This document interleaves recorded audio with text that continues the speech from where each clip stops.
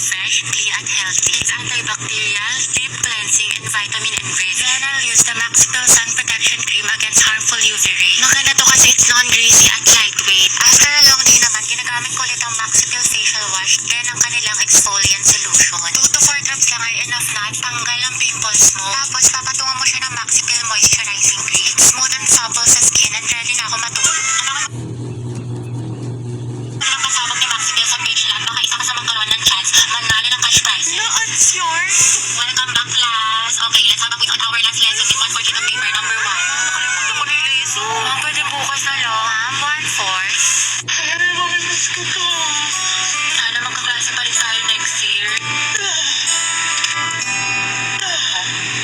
Uy, huwag kang tumatawa.